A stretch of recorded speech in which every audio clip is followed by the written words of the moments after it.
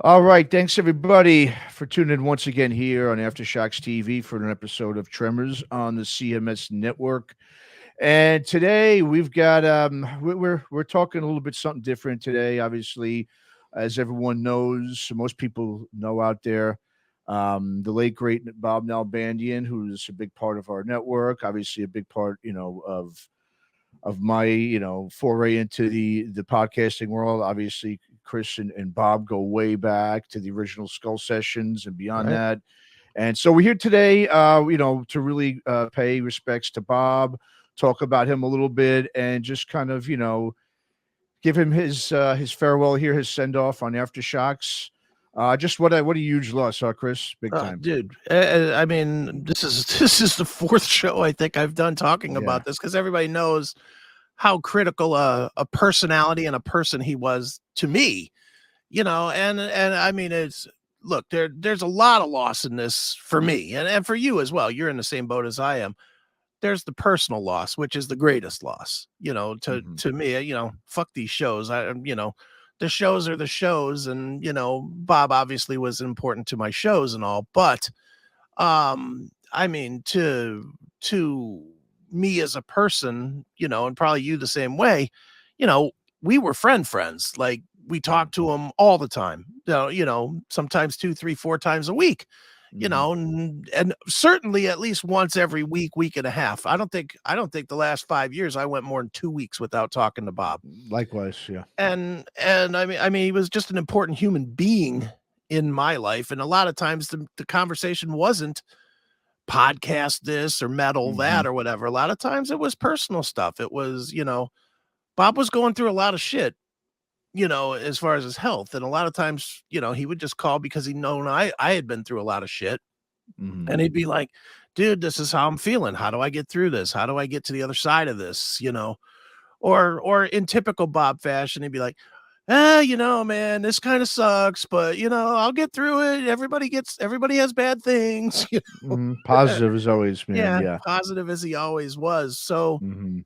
there's personal loss, obviously the professional loss. I've said this on a couple of shows, but everything that I'm doing now, which is the network and all the different shows and representing Chris Aiken as a brand and all this different stuff, it all goes back to Bob. Mhm. Bob Yeah. Bob was on my ass, and you can find it in the old archives on the CMS. For 10 years, Bob was on my ass. You got to do it pro. You need to get sponsored. You should be doing it as a job. Mhm.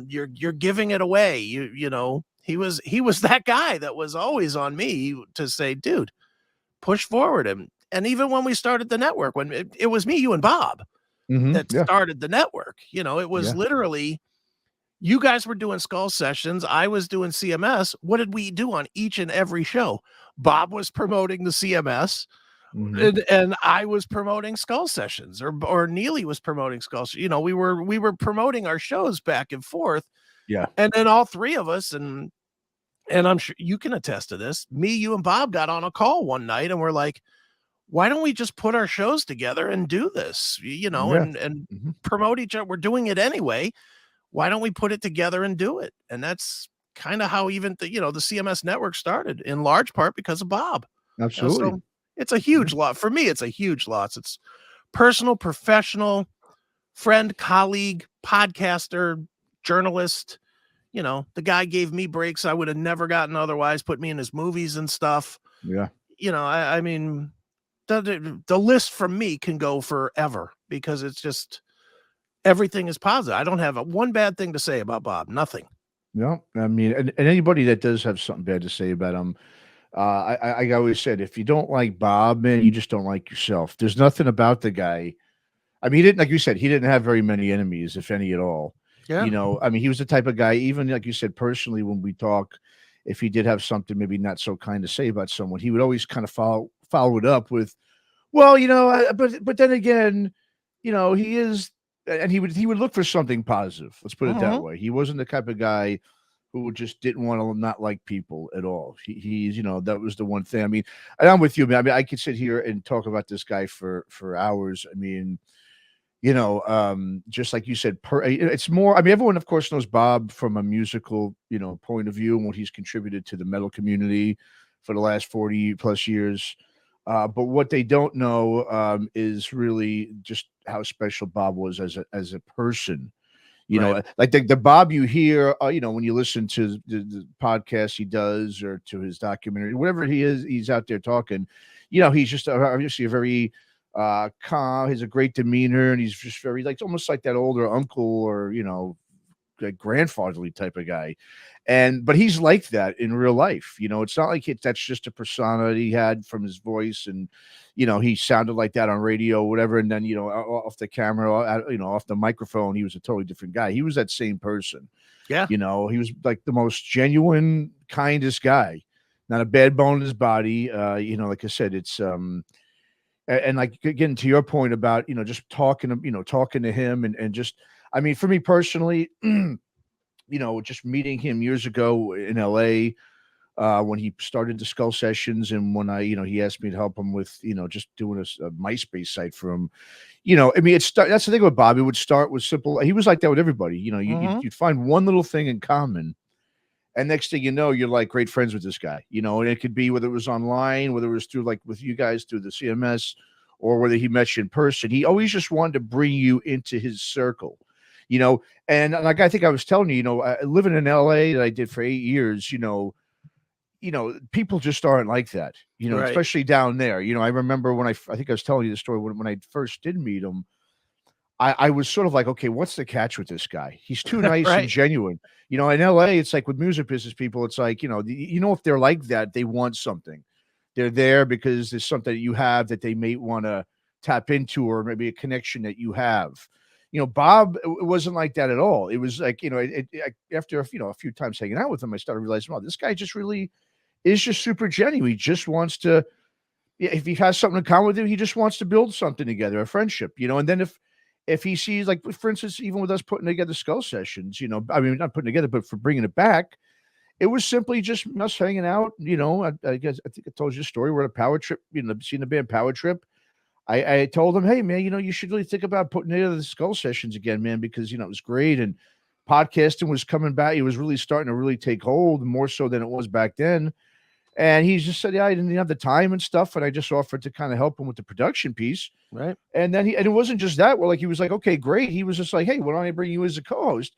Yeah, I had no business really, talking about classic metal. I didn't grow up in the scene. I didn't go to see those shows and bands. I was too young as a kid. And then, but he still brought me in, and he wanted to bring me in all these episodes. I was when I had to tell him, dude, how about I bow out, man? Because I don't have much to contribute here, and so, but once again, he tried to bring me into his world. He didn't have to do any of that. He just did it because he saw I had passion for the music. And I knew what I was kind of doing with a lot of things. I had some knowledge, and he saw certain things, I guess, in me where he wanted to bring me in, not just as obviously a producer, but to co-host with him. And I really had no business doing that, but he did it. And he was like that with everybody, though. He was like that with everybody. And like I said, it's more about Bob the person than really the journalist or music guy. That I want to stress to people that he was one of the best humans that I've ever met. Say, I totally agree. And that's why even at the beginning of this, I said, first and foremost, it's about the loss. To me, is not so much about losing the personality. Yeah. Exactly. The out front personality, which is a big loss all by itself. But it's interesting. We did really more or less 2 episodes on CMS this week about Bob. The opening segment that wasn't even supposed to be, but then it just sort of turned into and then an actual dedication segment to Bob. And if you go to our YouTube or our Rumble or any of those pages and you just look through the comments, forget what we said. And, what we said is what we said. But if you go to the comments, it's universally the same way. And everybody says, loved when Bob was on the show. Greatest guest you guys ever had. He always made it feel like he was one of us. Yeah. And that's, and that's because he was one of us. It's not like he was playing a character. I mean, Bob on the show, on the CMS anyway, other than being just a little bit more dropping F-bombs here and there, other than doing that a little more than he did in real life, I mean, Bob was the same guy. Yeah, exactly. the same guy that, when I would call him, he'd be like, Mr. Aiken, what are you doing? You know, Mhm. you know, Well, I was gonna say he's not fake, man. There was nothing fake about he was so genuine, and that was the thing was, most like I said, most people, if you've been in a business like we have for a while in the industry and you know a lot of people, I mean, I don't want to say this, I mean, especially from LA. I mean, there's so many fake fucking people. There's so many sure, phonies.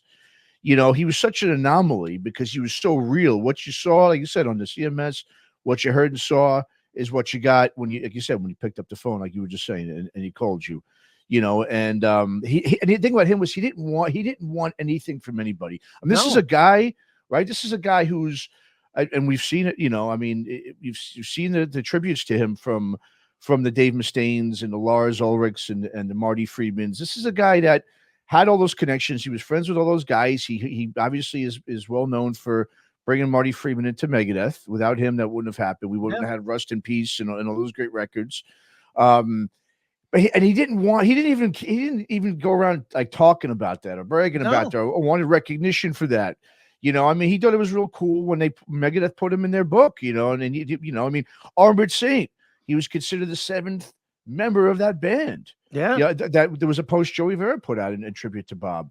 Everybody knows, and when people see this Armored Saint documentary, you're going to see how much Bob was involved in that and how close he was to that camp. He was the first guy to champion all these bands. I mean, we're gonna, obviously, we'll put it out there now. We're gonna be doing a Skull Session celebration. We've got some episode. We've got a bunch of guys lined up to talk, about Bob, including David Ellefson, John Gallagher. I mean, these guys have all saying, this guy was championing us, before anyone else was sure, back in the day through his fanzine, The Headbanger, which was one of those original fanzines. And he never wanted anything. The only thing he wanted from people was a friendship, a connection, a relationship. mm-hmm, You know what I mean? And it wasn't a fake. It wasn't like a typical networking connection guy like you find in Hollywood and LA or any or New York or any of the big media markets. It was all the genuine. He just wanted to be, and he wanted you. It was to Bob. It was more important to when he made these connections to connect that person with other people that right, could benefit each other. And that's what he got enjoyment out of. I mean, it's you don't see. That's what I'm saying. He's a one of a kind guy. He never ever wanted anything from anybody. He just wanted to connect people genuinely and see that connection blossom into something. That yeah. was his main goal when it came to networking and connecting people together. I've never met anybody who connected people the way Bob did. Never. Not me either. And I'm one of those guys. I think not to that level though, certainly not. But I definitely connect a lot of people with a lot of, Sure. Mhm. I definitely do sort of the same thing, but never to that level. I Mhm. just don't have that kind of reach. I mean, the interesting thing to me has been in these tributes, and I don't know if you noticed it, but most of the big name people, their tributes or their conversation has not been about, well, Bob professionally did this. Mhm. Yeah. It's been, man, we Personally. lost a great guy. We lost a great friend. Lars. Lars talked about his contributions, but he talked about losing a friend. Exactly. I know I had the unfortunate displeasure of telling Ellefson, Yeah. and Ellefson's response back was, "What the fuck happened?" Not, "Oh my god, my coordinator of my career Or, is "Oh, that gone," or stinks," or nothing. "It's sad." Yeah, Yeah. Nothing. or Yeah. "Wow, that's a bummer. What about doing a show next week?" There was none Yeah. of that. It Mhm. was Yeah. it was, "Oh my fucking god," this guy was super important. Mhm. And, I think I'm happy, I'm happy that the response from fans to friends to megastars that were also friends has been no trolling dicks, no, Yes. and everybody understanding, at least on some level, the importance of this guy because, you know, professionally, well, let's start the other way. Personally, there he's a one of a kind guy. We could Yes. say this any 15 different Mhm. ways, but that's basically it. If I have two more friends that I can be as trusting and as close to as Bob, I'll be fine. That's enough for a Yeah. lifetime. You Absolutely. know, Great that point. but Yeah. but then as far as professionally goes, dude, anybody that's a metal fan, if you ain't thanking Bob Nalbandian, it's because you don't know enough. Mhm. Because you literally get what you get based on the work that this guy did, whether it was being in the mix in the camps for Armored Saint, Metallica, Megadeth, I mean, the biggest bands in the world that defined what metal is today. Mhm. They all started at backyard parties with one Bob Nalbandian cooking on the Exactly. grill. Yep, exactly. No, and that's exactly it, dude, and I'm glad you brought that up. And it goes back to the fact that, I mean, Bob, once again, he wasn't looking for any notoriety. He just did it out of the passion of it. Yeah. I mean, he's not, like I said, we all, we all bag him on Eddie Trunk. Well, because Eddie Trunk, is the kind of guy that is on there posting, my friend this, my friend that. He wants the notoriety. He wants to show who he's friends with. Bob was legitimately, like I said, he was there in the beginning. So I mean, a guy like Eddie Trunk could talk with his friends with those guys. Bob has known these guys since he was a teenager. Yeah. Bob was putting out a fanzine, going and Xeroxing these copies of stuff and pasting them together and doing all that grunt work that all those fanzine guys did back in the day, to really push, the pen pal stuff. Eddie Trunk wasn't pen pals with anybody, No. trading off stuff. Bob's the OG, the original freaking guy who was, and the thing was, look, when I first met Bob, it was, he would tell me these things just, when we became friends. And I'm like, how come I never heard of this guy? Like, normally a guy who's that connected, everyone knows because Sure. he's doing interviews or he's, a total hanger on type. That's the difference. Bob wasn't a hanger on. He was genuinely friends with these guys. He didn't use, his connections to them to prop himself up. You didn't see him on the social media sites just posting pictures left and right with these guys. He'd rather post pictures of just, guys like me and you up on there than he would with Dave Mustaine or Large. To him, it wasn't, I mean, yeah, it was cool that he was generally friends with these guys. He would show me texts that he was, texting back and forth with Mustaine or John Bush. I mean, him and John Bush were great friends. He told me all the stories about their, their time when they owned a club, thing with the Black Lodge, Yeah. in Hollywood back in the early 90s. And so, that's the thing about him. He didn't want anything from anybody. And that's why a lot of people, or some people are like, who is this guy? You can see some comments. Sure. People don't know who he is. But then again, if you've been watching these metal documentaries, not even just Bob's documentaries, which are great and everyone needs to check into as well. But even if you look at the Sam Dunn documentaries that came out, a decade or so ago, the history of metal ones, what is it, like the Global Metal and Global Metal, the Sepultura one, a bunch of them. yeah. Bob's in those. He Mhm. got interviewed. He's in there. He shows up in these, because people behind the scenes know, how important he was, especially back in the 80s when this music was starting to burgeon, out of LA and Orange County. Bob was, the guy. And everyone always, we called him here on the show, our medium maven of metal. Well, that's because Bob, everyone says it all the time, the guy was an encyclopedia of metal, especially from the 70s up until the mid 80s. I mean, he knows every little detail of those bands. Do we have a British heavy metal, early, LA classic metal, all that stuff. Sure. And not only that, he was always trying to learn too. That was what I always found was interesting. Like I know one of the places me and him connected was the fact that I was around in the Frisco scene when the Frisco scene was really taking off, 88, 89, 90, 91. Yeah. And Bob wasn't in that scene. Like I'm sure he visited, but he wasn't like a full, he was still living in LA.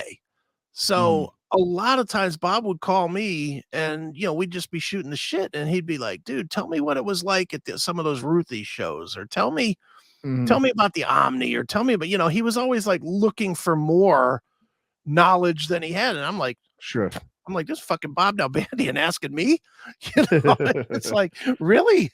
But I think, that was important to him, was to really have a full, I don't know, like a full palette, so that he could talk knowledgeably about it, even if he wasn't experienced in it. And I think that really shines through on, especially the last two documentaries, the Bay Area Godfathers, because that was a scene he wasn't necessarily a part of. I mean, he knew a lot of the players, but he wasn't a part of there. it. Yeah. But if you watch those documentaries, there's no possible way you come away from it thinking that this was done by somebody that wasn't informed. Well, you're right, and I think and then once again, it goes back to he wasn't he did it he did it for the Bay Area scene. He didn't do it for himself. He didn't do Yeah. it to get himself notoriety. I mean, and look, I mean, I'm not trying to compare, but I'm gonna. Yeah. If you look at Murder in the Front Row, it's a good documentary in its own right. I mean, obviously, production was a lot higher of a budget, much higher budget, But if you ask me, I like the Bay Area Godfathers better. And the reason, I mean, it's not just because I'm biased, because I'm I was his friend and stuff, but it was also because he got really into some of the, I mean, bands that people that I never even heard of some of these bands. Yeah. I mean, and now I mean, the Stone Vengeance and, Anvil Chorus, all these type of bands I didn't really hear of. Yeah. Obviously, because they weren't household names. And Bob featured, and he featured them because those bands were, I mean, like Stone Vengeance, and those guys were so grateful for what Bob did because they were around in the late 70s, right? An old black band. So of course they're not going to get a lot of notoriety. No one's going to push them back then, and they were there before Metallica. I mean, they were there. I mean, really at the beginning of the scene, and no one ever gave them, no one ever gave them to. I mean, even people around here didn't talk about them. I never heard of Stone Vengeance until the movie. And those guys, we had them here in the studio when we were doing the in-studio, interviews for Skull Sessions. Greatest dudes, man. Super cool cats, and they were so grateful for Bob to mention them and put them as a heavy. I mean, Mike Coffey was featured heavily in the Bay Area Godfathers. He was so grateful, and that's the thing about Bob. He was always about the underdog too. He never let the little guy, never let the little guys go unnoticed. He always wanted to bring them up and give them their due. It wasn't about him just promoting how much cool he was for knowing Metallica and Megadeth and being in those camps. No, dude, he'd rather push the other bands that no one really knew about. I would bet you, and I mean, there's no way to really know, but I would bet you for as many times as him and I talked about Metallica, twice as many times he would put the band Snow up in my face. Yes, he always talked about Snow. That was his damn band. And I mean, okay, that was a band that didn't make it. No, but he would talk endlessly about this band Snow, way more than he would Metallica. Now, obviously, for his benefit, if he's talking about Metallica, it's going to make people listen. But that wasn't how he just wasn't wired that way, dude. It's like, it's just a different kind of character, than really anybody that I've ever known, and that's. In a way, I think it makes it hurt more that he passed away at such a young age. But at the same time, you know what? And I've been saying this to quite a few people. I'm glad it fucking hurts, because if it didn't hurt, then it wouldn't matter. Yes. And it's like, you know what? This is a guy that mattered. I mean, absolutely mattered in my life, in a lot of people's lives. And, that's a testament, a really strong testament to, a way of life and a way that people, don't choose to live anymore in this shitty era of social media and, everybody doing what they got to do to get clicks. Here was a guy that could have fucking maximized that to get 1.5 million clicks. Absolutely. And he just didn't do it. It's like, I'm going to put a picture up here just to make a point. Maybe. Maybe I am. This is the cover of Bay Area Godfathers. There's the cover. No, do you know what you don't see on that cover? Bob's name. Nalbandian, exactly. Yep. You don't see Bob's name on. Now he did this. This is his work. Yeah. This is his work. He did 2 documentaries on Bay Area Godfathers, and his name is not on it. Well, and he also, that's what's great about him too. He always gave people credit for any little thing they did, with him. I mean, someone, I saw something the other day where someone said that someone, I think, like someone gave him like a picture, or I forget what it was, or that was it. So somebody recorded their video for, I don't know if it was for Bay Area Godfathers or one of the Inside Metal documentaries. Yeah. But he had someone do a recording. And so the guy who actually recorded that, and I forget who exactly it was. It was me. That was my guy, Rob Kern. Oh, that's right. You talked about it. Yeah, That's it. Yeah. that So was go ahead. me. We'll say that. Yeah. Talk about that. That's right. You're the one that said that. That's right. Yeah, that was I when Bob asked me to do Bay Area Godfathers, to do some pieces, you know, obviously I'm not in LA, I'm in Ohio. So he sent me a bunch of questions. Mhm. And you know, my friend Rob Kern, he has a really cool basement. Honestly, he has Well, yeah, just like that was a cool background that you were in. yeah. Yeah. I mean, it's just very cool. It's all with like hand carved or Looks like a real you know, bar, man. Yeah. it is. It's a real bar, but like Mhm. all the dressing and everything on it is this hand carved metal motorhead stuff. I mean, it really looks pretty badass. Mhm. So Rob had asked me, he's like, why don't you come down here and record? This shit'll look really cool. And Mhm. he was at the time, Rob was doing videos for the band American Dog and stuff. So I knew he knew Okay. how to do some video stuff as well. Mhm. So I said, yeah, sure. I'll come down there and I'll shoot my segments. And I did. And it was really cool. And it does look pretty cool. Me standing behind this bar with a big motorhead thing in the Yeah, back it's and cool. shit. It is. It Yeah. looks really kind of awesome. Well, you know, that was his involvement, Rob's involvement in it. So I threw it to Bob when it was done, and you know, Bob put it together. Bob had given me questions, and Rob asked me the questions, and I answered them, and we just recorded them, cut it up, sent it to Bob. Mhm. We get to the movie coming out. I'm looking through the credits. There's my friend Rob's name in Wow. Yeah. cinematographers and in the thank yous, Mhm. and I'm like, wow, you know, that's that's pretty good that you know that this guy, he didn't have to thank him, and believe me, I appreciated more than anything. I should have thanked him more than I Mhm. did, but Bob went out of his way to thank him in the credits when he really didn't need to. I mean, Mhm. ultimately in Bob's world the video was provided by me, you know, Yeah. Mhm. but he took the time to find out who shot it and put him in the credits, and Yeah. that was Bob. That's Bob right there for you. Exactly. I mean, even the part I did to help him out with the Godfathers, I didn't look. It was me, him, and John Stradansky in here, right in the studio Right. here, and we recorded the narration. We put it together. We all kind of contributed with the writing to it, and he thanked me twice in that, on the Mhm. credits. It's just like I didn't really, and I mean, okay, I didn't expect anything. I didn't expect to be put, Yeah. thanked in there. It's like I just did it to help him out, and he did it twice. I was like, dude, that's, you don't have to do that much, man. Like twice, like I mean, just for doing it once, I was grateful you put my name in there. And he's like, well, no, you, and then he went overboard saying how much I did help because of this, and that. Which I mean, I think he Yeah. just, I don't think I did. Well, You dude, know what I mean? that was his way. I mean, Yeah. he thanked me, Neely, and Classic Metal Show in all 6 movies. Oh, that's And right. Yeah, you were talking and about that the other day. Yeah. we're only in 2 of them. Yeah.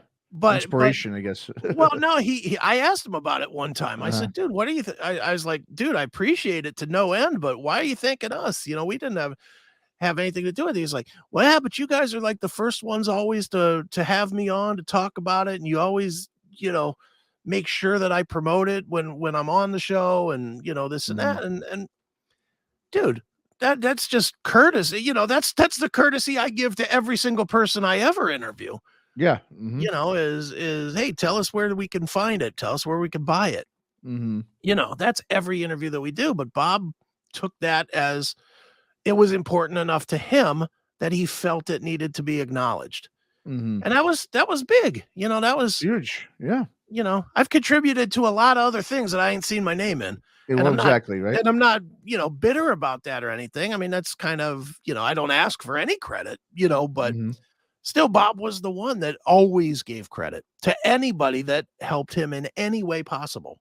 Absolutely. He really did, man. And like I said, just a man of his word, a guy, like I Yeah. said, that's part of him, trying to wanting to bring people together. He just you do a little thing for him, I'm going to give you credit. He just wanted to just, and that's what I really hope that there's going to be, some sort of celebration of life for him because I think that was something. I mean, even though Bob, one thing about him is, and the reason why he didn't ask for, anything is he didn't like any attention. He didn't want No. any attention, and he was kind of uncomfortable, I think, with it. And, and that's why also, I'm going to put this out there too. I mean, I know there's a lot of, me and you were obviously blessed and close enough to Bob, but we knew he was, what he was going through, Sure. Mhm. with his cancer and with his health, and he had been Right. sick for a while.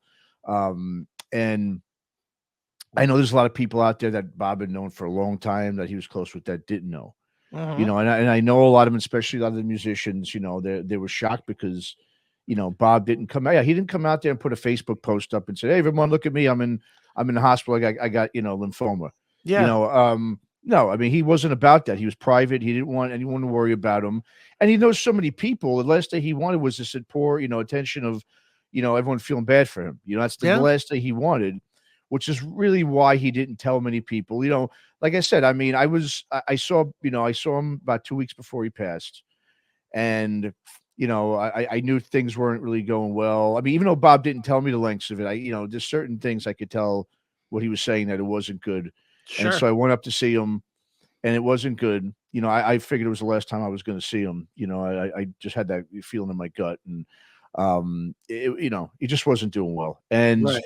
and I know, and I just want to let people know out there that like I said, we're not going to give any details of what happened, because, like I said, he's a private guy. I know he doesn't Yeah. want that out there, but I will say this: if the way it ended, if he would have known it was going to be that fast, I guarantee you he would have picked up the phone and called everybody he knew, I and think and so too. Yeah. and would have said goodbye, because he Yeah. wanted to say bye. He didn't want. I'm sure it probably kills him to know that some people are probably confused or maybe a little upset that they weren't notified of this.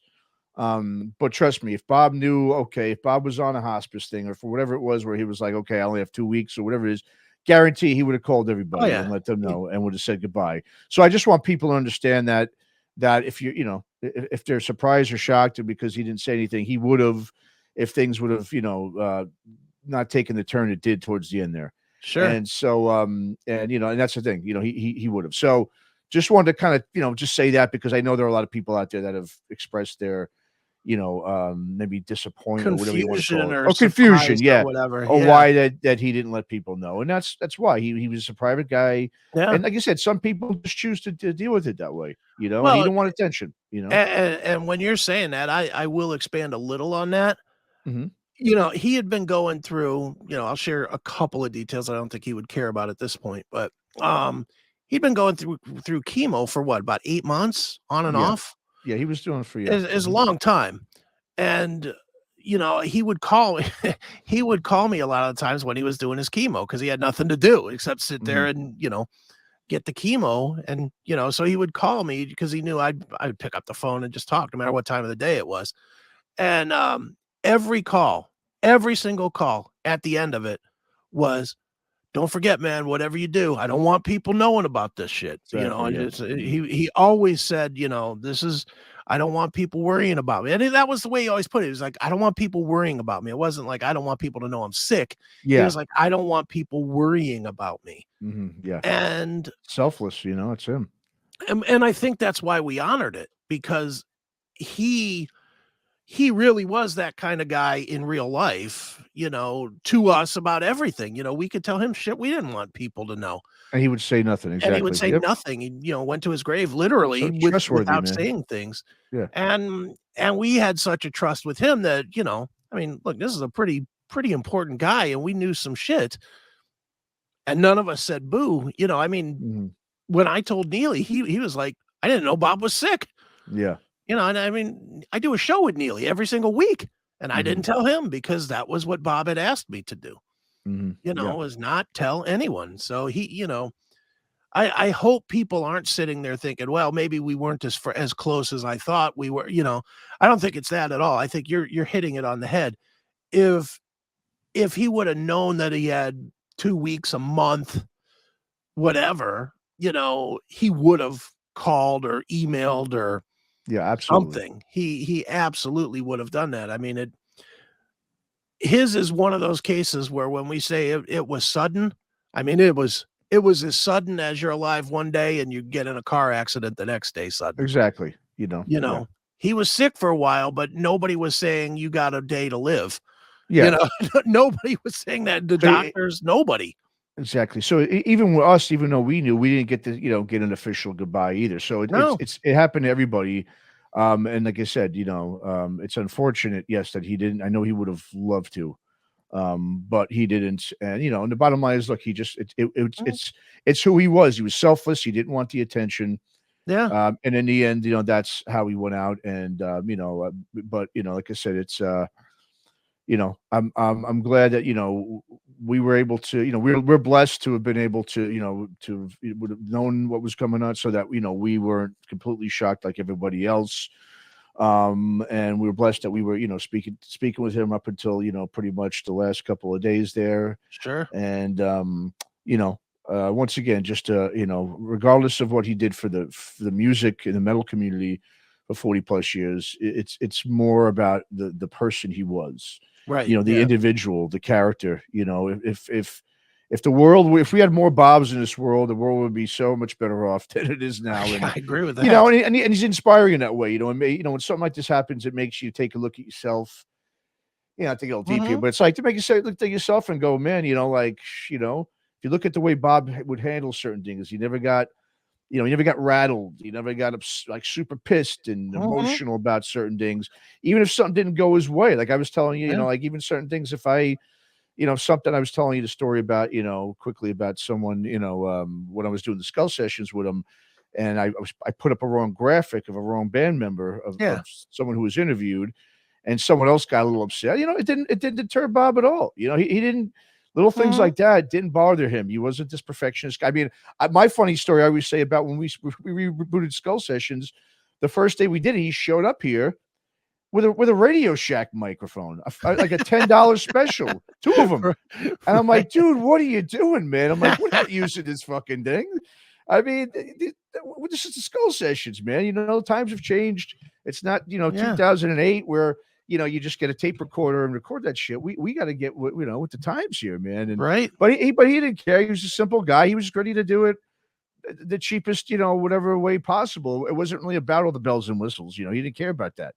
He was just a very simple guy. And yeah, I mean, once again, we just want to, pay our respects. And, we loved him, and, we miss him. But the great thing about having all this, having the videos of the skull sessions for the last few years, and the videos we've done with Tremors with Bob, and just, or just him in general, with all the old CMS episodes and Sure. everything, is we've got all these memories with him. So like even the other day, I just was popping in the background. I had thing that one of the skull sessions we did the first year we came back. I just kind of popped it on, going through some things, and his voice and his face will always be there if we need. And once it, and what we're gonna do next week is because Bob is from the old school. He's a good old school journalist, like that just did it the right way. Hmm. When we started Tremors last year, our first actually run, sort of practice run of it, which way we didn't release because it was a little raw. um, was we did an ode to another great journalist who passed away last year, Malcolm Dome. Right. And we talked about sort of the state of journalism and how it's been really over the last, I don't know how many years, but really since, streaming, and just since the music business has changed, that's changed along with it drastically. And so what we're gonna do is we're gonna I'm gonna edit out some. We don't like to edit a lot of things, it's one of the things we do, but there's some things in there that it was sort of a mini CMS type of thing. And Yeah. we realized after we did it, no, this isn't the road we wanted to go down with Tremors.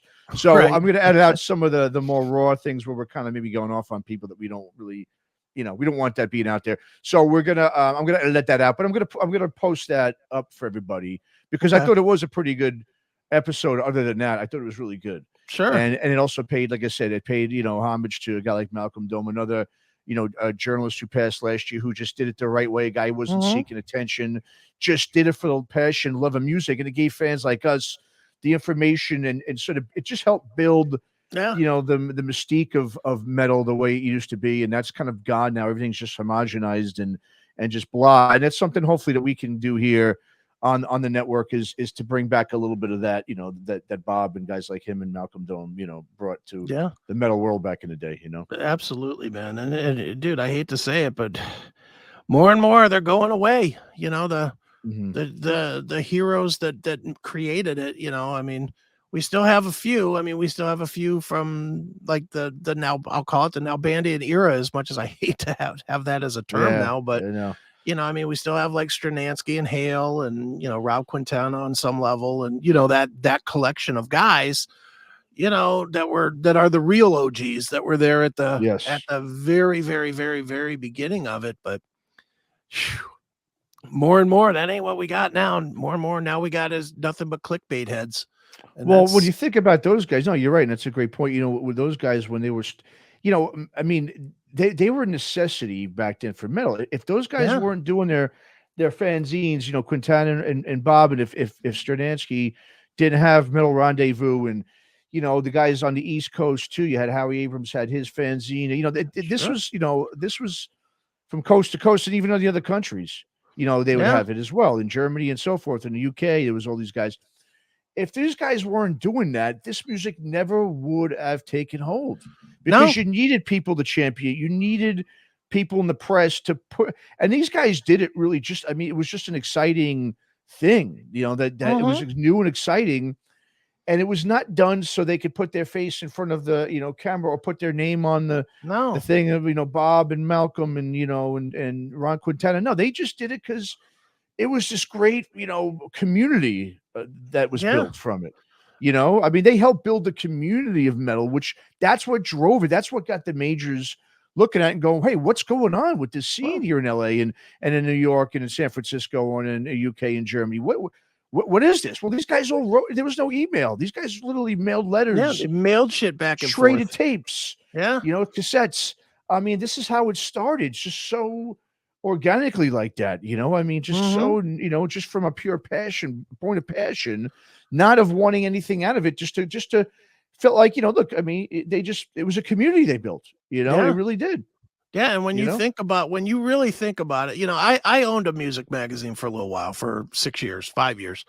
Mhm. And I can tell you it's a real pain in the ass. I mean, Oh, yeah, I can imagine, man. it Phew. is, it is a Arduous. major pain. And we were doing it twice a month. We were putting ours out. And I mean, Mhm. it was a pain in the ass to get 24 pages and all the typesetting and all this other shit. Mhm. That was at the time when we had computers and internet and everything else. Yeah. These guys, they were sneaking into the office after hours and, Yep. running the mimeograph machine, the crank Yeah. mimeograph machines and I know. stuff to print their shit out, and finding a stapler on somebody's desk to staple it together and mail it, you Mhm. know? And when you think of that level of dedication to this stuff, and think about a Nalbandian or a John Stranansky throwing it in an envelope and mailing it to a then unknown Johnny Zazula over Mhm. at his record store, and him discovering it and hitting him back and saying, "Hey, can you send me this Metallica band? I've never heard of them, Yeah. but I'd like to know them. And here, I'll send you this other band called Anthrax." And they didn't even know how to say the names of this stuff, but Uh-huh. they were communicating back and forth through mail. And Mhm. then when you think about that these guys, when you think about some 19, 20-year-old guys, 17-year-old Bob Nalbandian running this stuff off and licking a stamp and mailing it across, and then it becomes Johnny Z that discovers Metallica and starts, or is one of the creators of Megaforce, and Mhm. and you think of how that all exploded, and you think of the personalities, the Lars James, exploding. You think of the Eddie Trunks working at first for Megaforce. You know, everybody got their start from what these guys did. Everybody. Yeah. And Mhm. that cannot be over accentuated. To Yeah. me, it's grossly under accentuated Oh, yeah.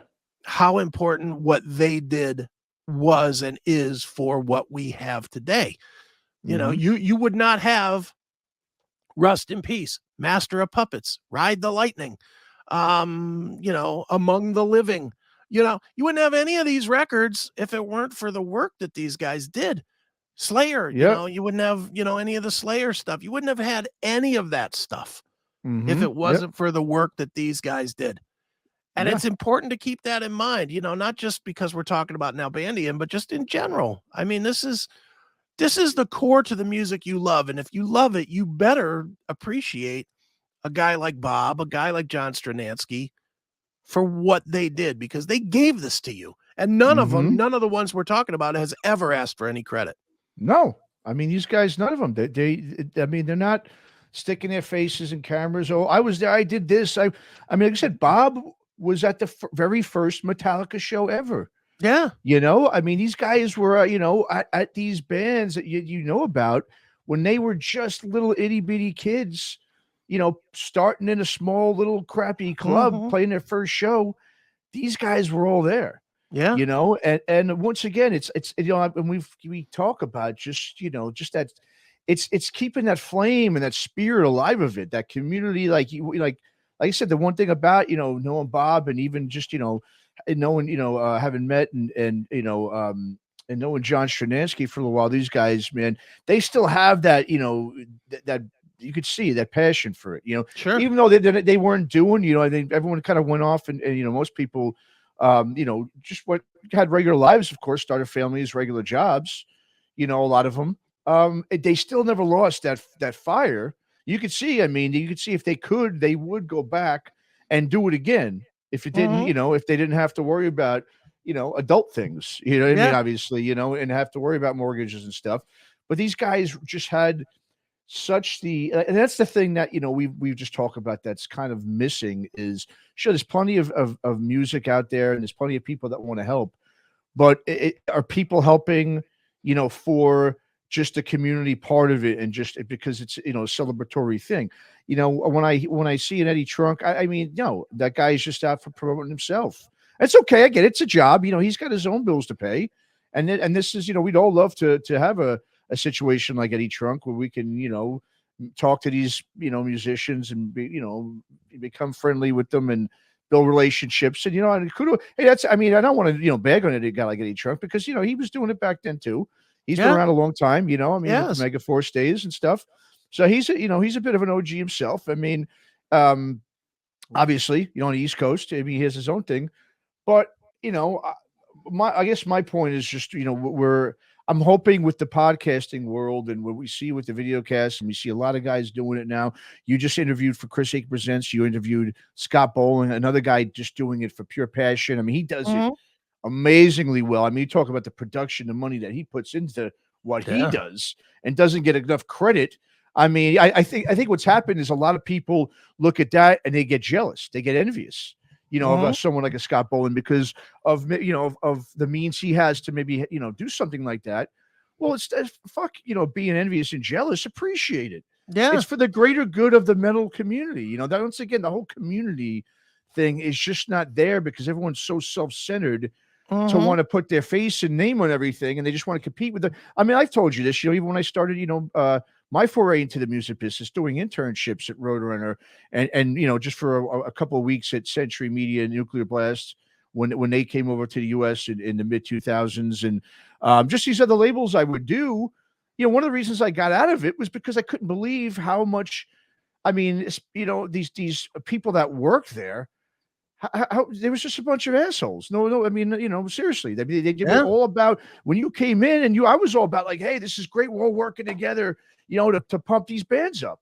And no one would give you the time of day because they're all worried about, well, who the hell are you? We don't want you here. Yeah. I just think Bob had none of that. Bob was just like, oh, you like this band? Cool. So do I. Hey, let's be friends. Yeah. And whatever happened to that, man? Now it's everybody. If they're not, like I've been saying this for a while, these a lot of people that work in the industry, because they're not musicians, and and then they want to be rock stars, but they don't know how to play an instrument. They don't know how to sing. They don't have maybe the guts or the confidence to get up there and at least give it a try and go for it. They go behind the scenes and do it, which is fine. But then, if they, get some notoriety behind the scenes, or they start, they don't want you as just some fan coming in like an intern. They won't give you the time of day. I Right. remember, being at Century Media one. That was Roadrunner, of course, when I interned there.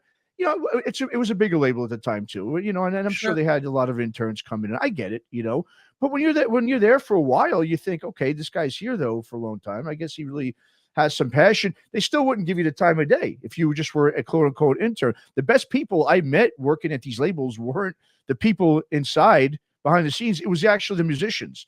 They were Right. the ones that were cool and saying, hey, how's it going, man? And because they didn't know who you were, what you did there. They just know you were there trying to promote their band, and they appreciated that. And of course, they would talk to you and shoot the shit with you.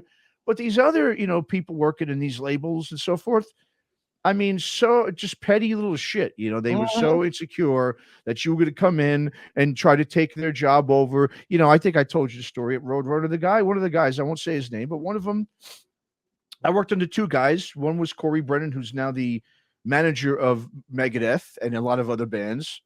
Big name guy. He was super cool, great guy, Tread real easy. nice He's my guy. boss at Toomey.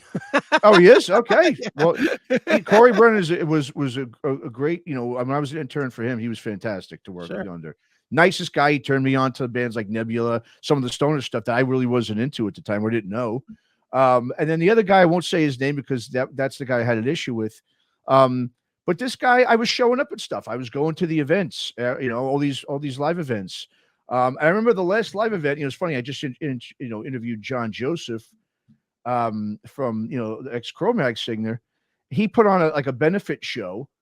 He had his band Both Worlds at the time, that was playing there, and he put on this benefit. It was like he's a vegan guy, so it revolved around little things like that. Sure. His Hare Krishna food thing, and I remember when that guy who was working on the Roadrunner saw me show up there, even though I told him I was going to be there, and he was doing the door. The look on his face, he was just like, this fucking guy's here again. You could tell he was sick of seeing me. You know what I mean? Right. Because I was showing up at these things, and he probably thought I was trying to come get his job, but I wasn't. I was just excited, man, to be part Right. of this thing. And the fact that I interned, I was paying money, dude, $20 every time. I paid $20 as a college kid who had no job, $20 a day every time I went to work at Roadrunner for free. I was that passionate about it. I Sure. had no money, and I just wanted to be a part of it. And I think now it's not like that anymore. People just don't want to be a part of it. They want to be the man in it. And that's what sucks, is the community part. And so, that's the thing that Bob, like I said, and Malcolm Dome and all these guys really brought to the scene that I think is missing. And hopefully we can get back with some of these up and coming podcasters and, journalists out there. Right. Let's hope. Let's hope that it comes back, man. Yep. But anyway, man. So, so once again, we wanted to just give our love and condolences and our little tribute here to Bob. Like I said, I'm gonna put up the Bob here real quick before we wrap this up. That if you want to see an OG, as they say, look none further. I'm sure you've seen this. Everyone's seen this on the internet right now. It's going on. There's Bob with his patches, his jacket, his battle jacket, with all the look at all those bands on there. From people probably didn't know who those bands were. A lot of those New Wave of British heavy metal bands. But this is such a great picture and the start, I guess, of his amazing, really, just really cool history in the music business. And Sure. Kudos to Bob. We love him, we miss him, but he'll live on forever with his podcasts, his documentaries, and all that he's brought to the the metal world. Amen. And just as a quick side, do yourself a favor if you didn't know Bob, or even if you did, but especially if you didn't know Bob. You don't have to go research him very far. You can go all the way to Tubi TV. All 6 documentaries are there, and I think Band versus Brand might be there as well. So 7. There's a lot of great stuff that you can watch, and you can really see what a great player in this business did to promote this industry that we tend to love. So make sure you do that, because it's a good time for you, and it's a fitting tribute for him that his work would get, some real love over the next couple of weeks. So do yourself a favor and do that. Yep. I agree. Good point there, Chris. All right. Well, thanks everybody. Once again, we'll see you next time on Tremors. Like I said, next week we're going to be reposting the Malcolm Dome tribute that we did last year. So hopefully everyone will enjoy that one, and we'll see you next time on Tremors. And once again, also stay tuned. Like I said, in terms of one last thing with Bob, we're going to be doing a tribute video for him. We're also going to be doing a Skull Session special. We got interviews lined up with guys like David Ellison and John Gallagher from Raven. Thanks to both of those guys for agreeing to do it. There's plenty others. We're going to have some of Bob's friends on there as well, so people can get to kind of know him too on a personal level, what he was behind the music scene, not so much just within it. Because, like I said, he was the same guy in music. I mean, out of music as he was in the music world. So Look out for that. And yeah, thanks for everyone for checking in and listening again. And we'll see everybody on the next Tremors. Take care.